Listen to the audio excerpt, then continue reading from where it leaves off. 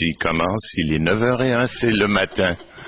Alors oui, alors, votre première question, c'est quoi exactement? Elle a un joli carnet, elle a tout écrit d'avance. Alors la première question, c'est depuis quand êtes-vous à Montréal et aimez-vous les orchidées? Panne sur les orchidées.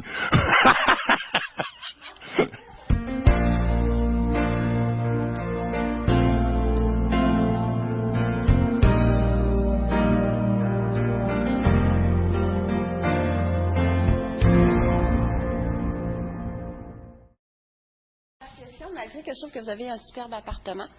Non, la première, c'est j'aimerais savoir comment on doit vous qualifier.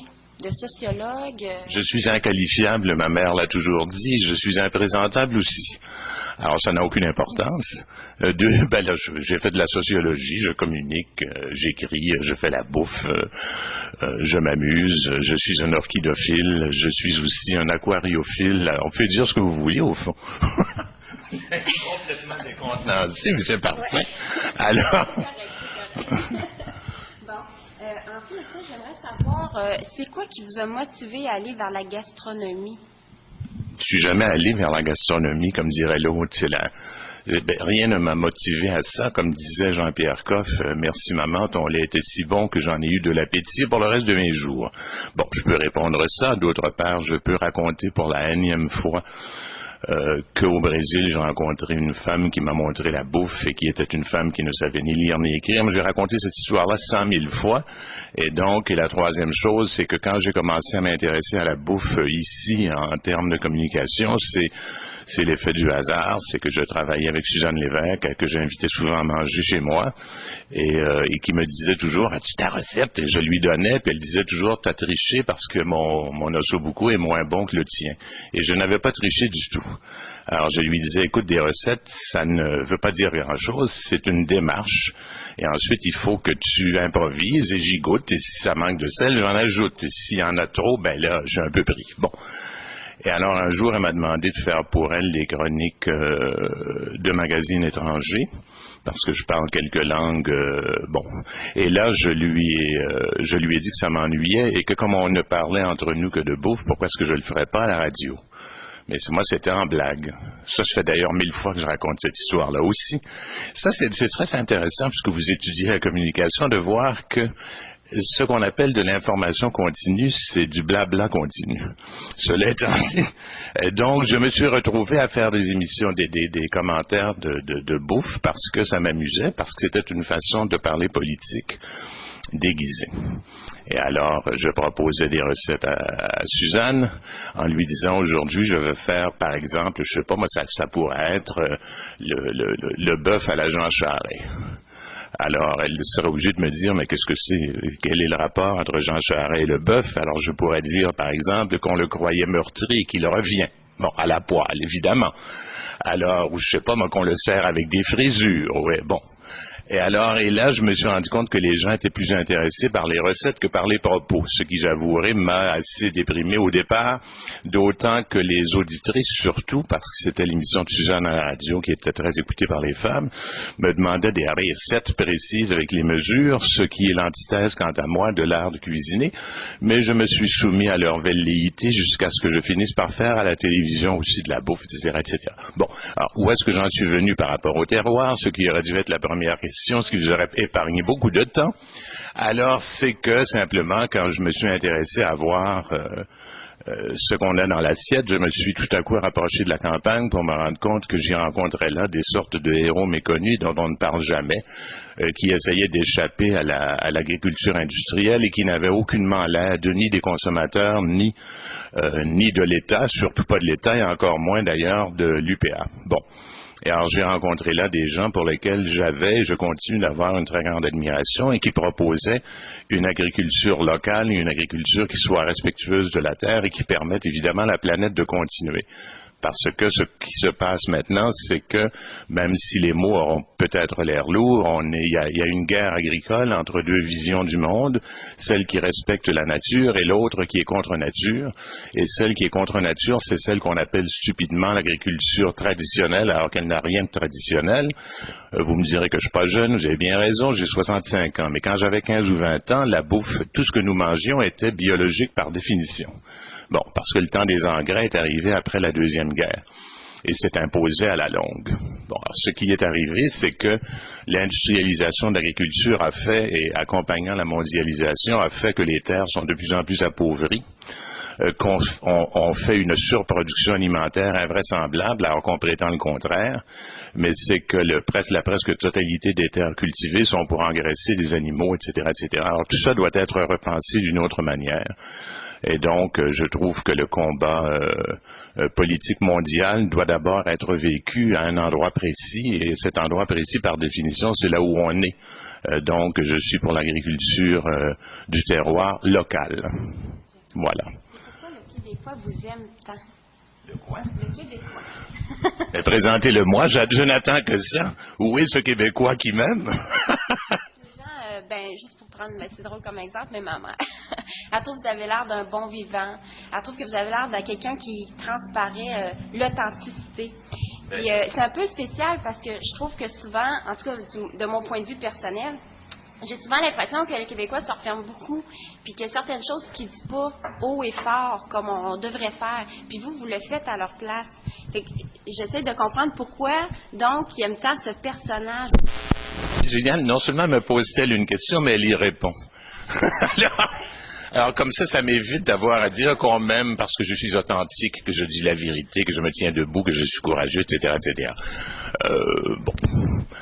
Quand on vieillit, on se rend compte à un moment donné qu'on est de plus en plus endetté. Alors non pas financièrement, mais on est endetté parce que si les gens vous aiment, vous leur devez bien quelque chose. Alors au début, je m'étonnais qu'on m'aimât, comme aurait dit Proust, à ce point, et je me dis, bon, alors...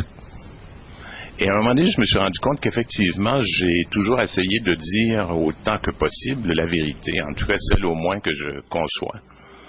Et je me suis rendu compte à la longue qu'on me faisait donc confiance parce que je me tenais assez debout.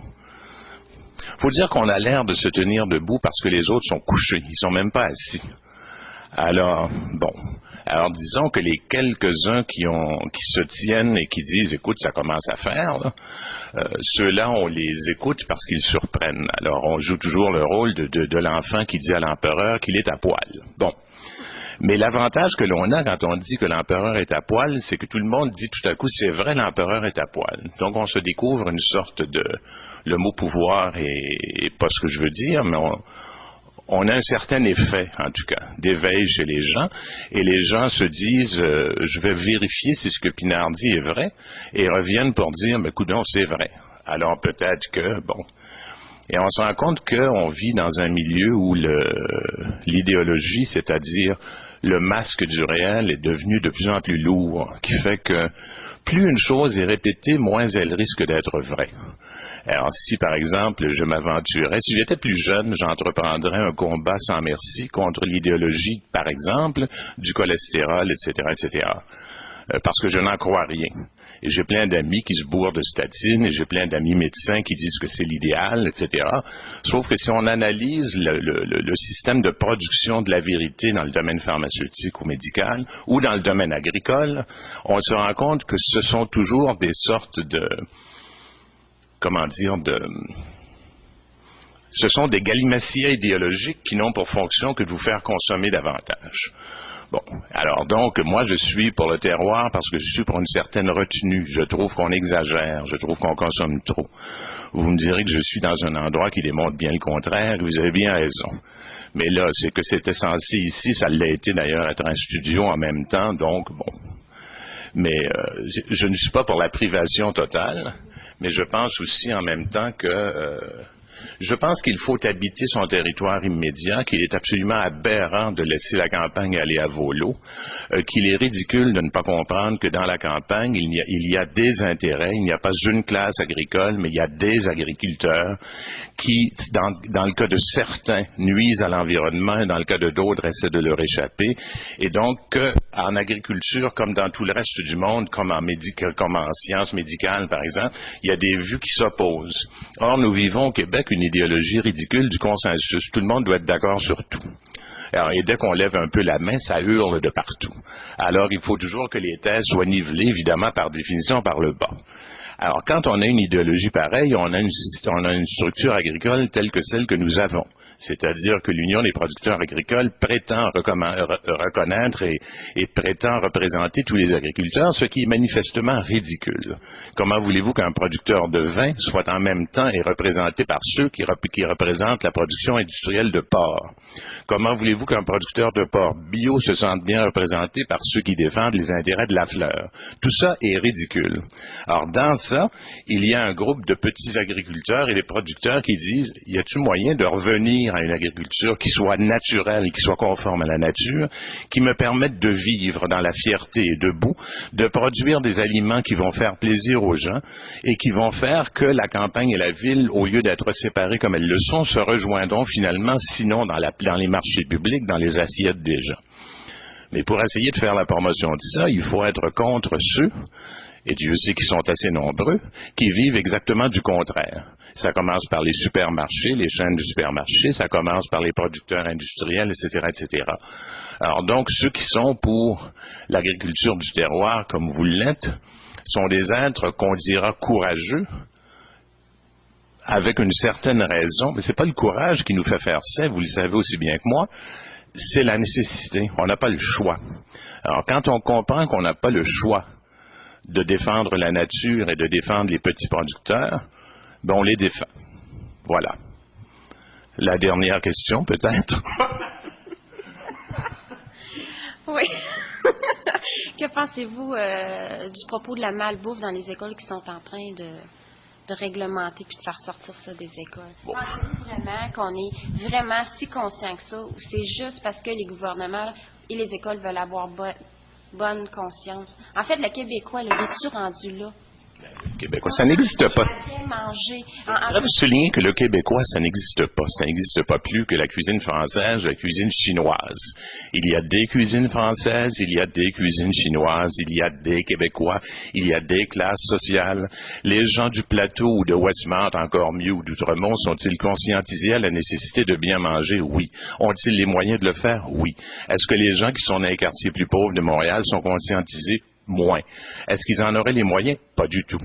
Bon, alors pour ce qui est d'exclure la malbouffe des écoles, je trouve ça entre nous totalement ridicule, et pour la raison suivante, c'est qu'on est allé interviewer pas plus tard qu'hier, j'ai vu ça à la télévision, le ministre de la Santé, et au ministère même, on mange de la merde. Bon, alors cela étant dit, bon, alors, que l'on agisse à ce niveau-là, c'est pas là qu'il faut agir, il faut que ça commence par les politiques agricoles. Ça veut dire que tant et aussi longtemps que le gouvernement laissera dans les mains d'un seul organisme, soit l'UPA, c'est ma laveuse, j'aurais dû l'arrêter. Mais je vais aller l'arrêter, alors vous aurez le... C'est pas dans les écoles qu'il faut enlever. D'abord, on sait très bien que si on interdit aux ados de manger de la malbouffe, ils en mangeront davantage. Bon. Alors, interdire la malbouffe à l'école, c'est aussi con que de rendre la marijuana illégale. Bon. Alors, ils en mangeront plus et pointe à la ligne. Cela étant dit, vous allez qu'à aller voir dans les cafétérias d'hôpital pour vous rendre compte de ce dont on se parle. Alors, cette malbouffe, elle est répandue partout. Pourquoi est-elle répandue partout? Parce que les conditions de production agricole sont celles qui l'encouragent. Parce qu'on subventionne la production de maïs à l'hectare partout en Amérique du Nord. Parce que cette alimentation maïs subventionnée fait que le maïs coûte moins cher, comme par hasard, on s'en sert pour nourrir les cochons, etc., etc. Donc, on fait une alimentation qui est subventionnée sans arrêt et on n'en est pas conscient. Ce qui fait qu'on viendra vous dire ensuite, ça coûte cher les aliments naturels et les aliments du terroir. Ça coûte cher parce que vous le savez. Les autres vous coûtent encore plus cher et vous ne le savez pas parce qu'ils sont subventionnés.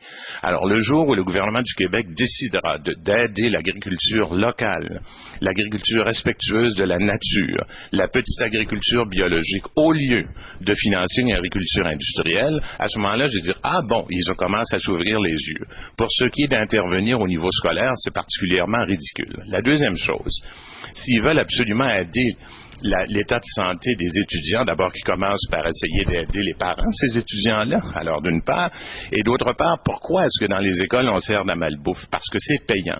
Pourquoi est-ce qu'on a besoin d'être payé dans les écoles? Parce qu'on a coupé les subventions dans les écoles sont sous-nourries, si j'ose dire, et alors donc, pour faire de l'argent à l'Université de Montréal, par exemple, l'Université McGill, on signe des contrats avec Coca-Cola ou Pepsi-Cola. Bon.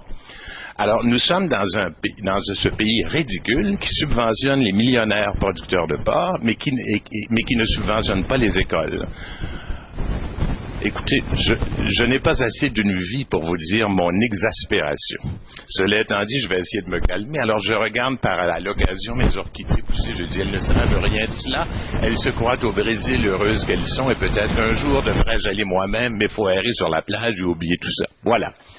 Merci beaucoup. Vous êtes bien gentil de nous avoir accordé cette période de temps. De divertissement matinal. Salut, merci. Merci.